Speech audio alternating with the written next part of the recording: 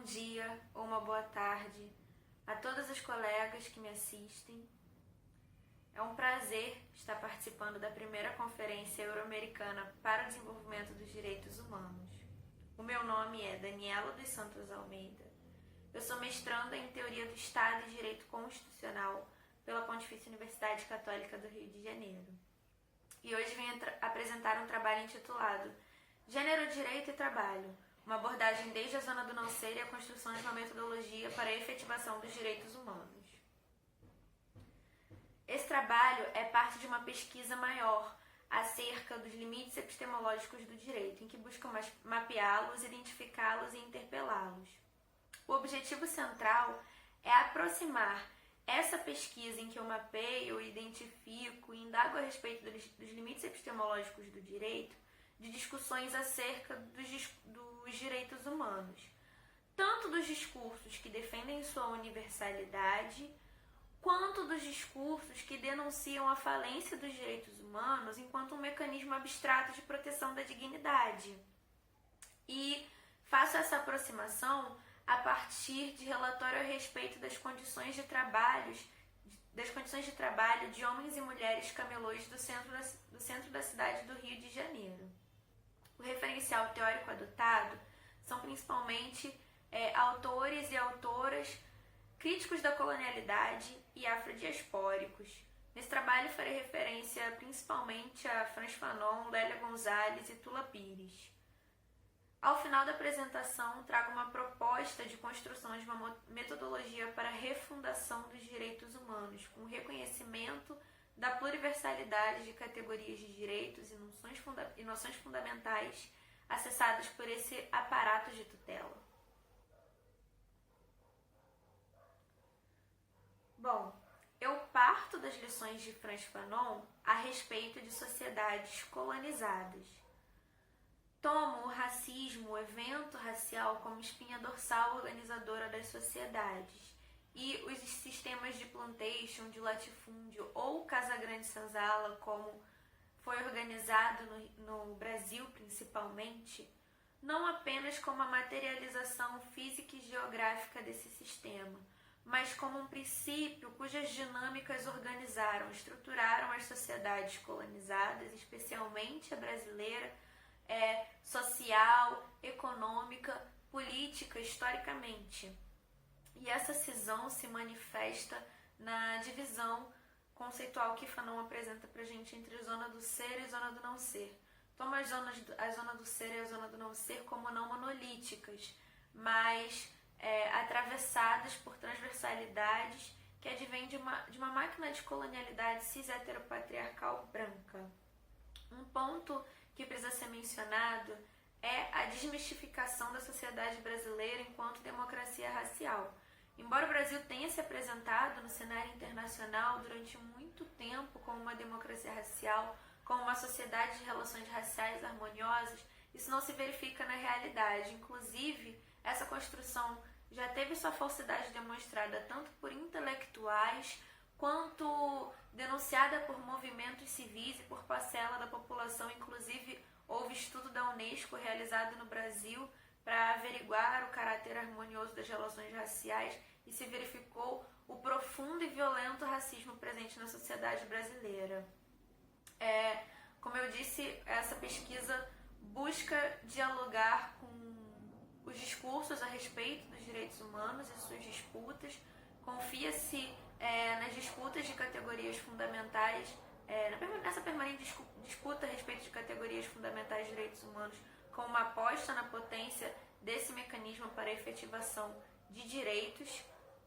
E vale dizer a respeito da defesa da universalidade dos direitos humanos, que é um discurso que se tornou hegemônico, sobretudo na segunda metade do século XX. Este trabalho não se posiciona numa crítica absolutamente relativista, e tampouco adota uma lógica binária que vê em universalização e relativismo possibilidades únicas e mutuamente excludentes. Eu parto aqui de uma noção de decolonialidade pluriversal, em que se reconhece que houve uma universalização de uma experiência provinciana, de uma história de experiência de luta que é profundamente europeia, que é euronorcêntrica, e a universalização dessa experiência confluiu com um processo histórico de hierarquização de humanidades, profundamente relacionado com o racismo construído a partir do empreendimento colonial.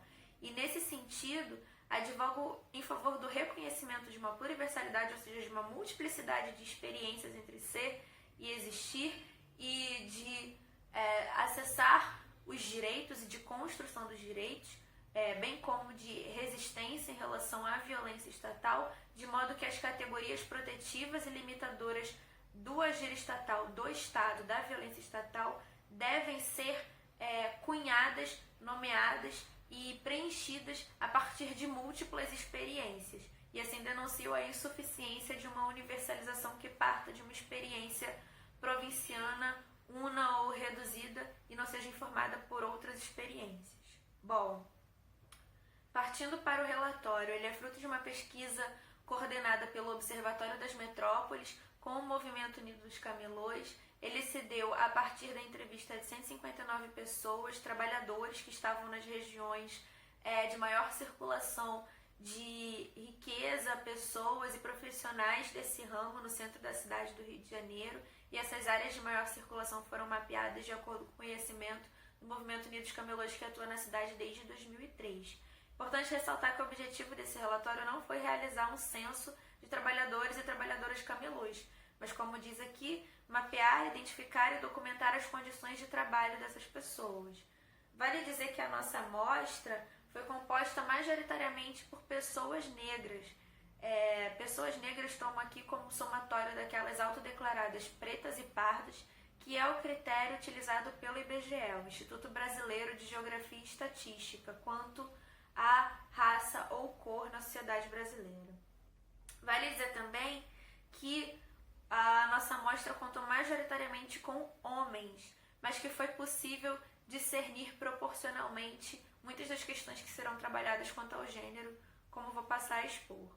Bom, dentre as demandas registradas pela categoria, a primeira delas é a ausência de banheiros públicos. E essa é uma demanda proporcionalmente registrada mais por mulheres do que por homens. Quero dizer que é uma demanda que proporcionalmente é mais urgente de acordo com as mulheres do que com os homens. Isto nos faz pensar também no modelo de cidade que se é pensado e que se é produzido. Quero dizer, não somente as alocações de recursos, os investimentos na cidade e a própria produção do espaço urbano se dá no sentido de garantir outras formas de acessar a cidade, outras formas de ser e existir, de trabalhar na cidade, de usufruir desse espaço, como também existe um marcador de gênero fundamental na priorização desses investimentos e na conformação desse espaço que não é pensado para mulheres, porque esta é uma demanda fundamental, sobretudo para as mulheres e sobretudo para estas trabalhadoras, e que afeta não somente, vale dizer, sua liberdade econômica, seu trabalho, mas a própria saúde. Outro ponto muito mencionado por esses trabalhadores e trabalhadoras é a necessidade de depósitos públicos ou depósitos para a guarda dos materiais, dado que, por questões de imobilidade urbana e por fatores atinentes ao próprio tipo de atividade, há uma dificuldade em conseguir exercer esse trabalho, esse ofício, essa atividade profissional na ausência de depósitos. Essa é uma demanda fundamental da categoria. E essa denúncia é particularmente grave porque o relatório registra que a categoria tentou dialogar com a prefeitura, que não somente se recusou a investir em depósitos públicos, como também vem colocando entraves na própria existência desses depósitos regularizados ali naquela região. Mas talvez a denúncia mais flagrante, mais pungente que vamos tratar aqui se refere ao choque de ordem. O choque de ordem é marcado por uma série de agressões perpetradas por agentes da administração municipal, principalmente guardas municipais e agentes de uma política chamada Centro Presente, em que os trabalhadores e trabalhadoras relatam agressões físicas, verbais, abuso moral e a apropriação indevida de suas mercadorias e materiais de trabalho. Uma fala também muito presente na categoria em favor da regularização, o que acaba nos remetendo a uma confiança ainda na construção de um mecanismo, de um aparato de tutela da categoria, muito embora essa categoria atualmente não esteja se vendo amparada por esse mecanismo de proteção abstrata de dignidade, tal como construído e posto, nos termos em que posto atualmente. Vale dizer que o choque de ordem ele é realizado sob um discurso fundamentador de garantia da ordem, ou seja, ele é legitimado diretamente pelo direito.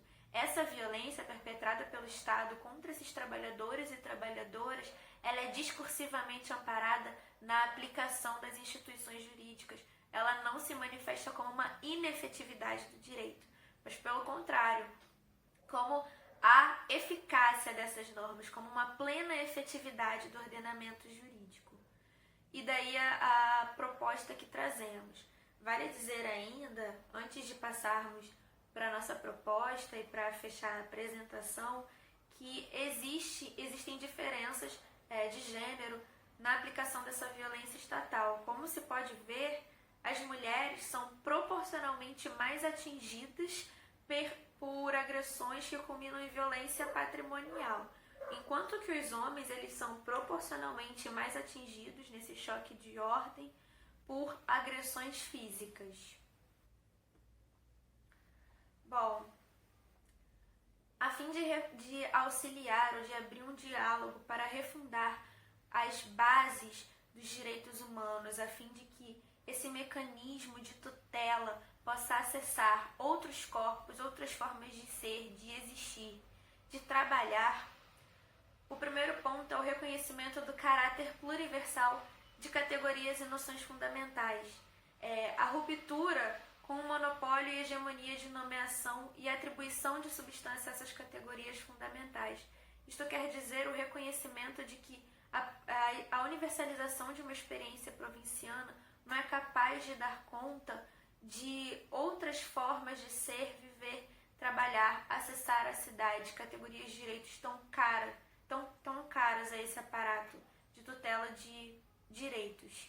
E mais do que isso, é necessário tomar a realidade plural, desapegar de binarismos e refundar os pilares dos direitos humanos de modo a não mais reproduzir a colonialidade do saber, do ser e do poder. É necessário que a nomeação, a atribuição de contornos e de conteúdo substantivo a categorias e noções fundamentais para os direitos humanos sejam contextualizadas com o desenvolvimento e aprimoramento de uma matriz de poder colonial e que, portanto, essa possibilidade de nomeação e de atribuição de conteúdo substantivo possa provir também de outras experiências localizadas, possa ser informada por múltiplas experiências, de modo a não mais reiterar ou reproduzir ou reforçar essa hierarquização de humanidades historicamente construída com o empreendimento colonial.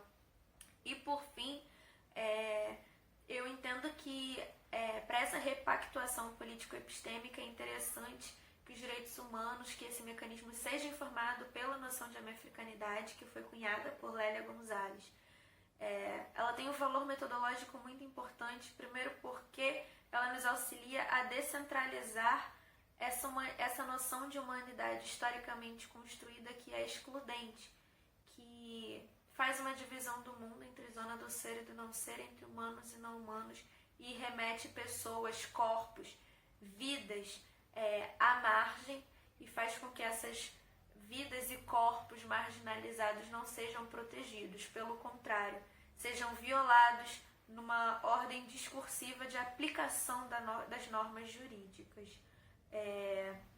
Propõe também o resgate de uma unidade específica forjada pela experiência da violência em diáspora, e aqui enfatiza-se e permite-se também que as categorias de direitos sejam informadas pela resistência que essa unidade específica produziu em relação a essa violência, o que traz uma nota interessante esse mecanismo. Além disso, ela nos auxilia no reposicionamento linguístico, o que é sobretudo especial no campo do direito, que tem uma profunda relação com a linguagem, uma vez que nos ajuda a romper com a matriz de poder colonial, sobretudo por conta do reconhecimento de que o vocabulário colonial obsta formas de ser e existir e impede esse acesso, impede essa tutela, cria obstáculos. É isso, o tempo é muito limitado, não posso mais discorrer sobre o tema. Eu agradeço a possibilidade de participação e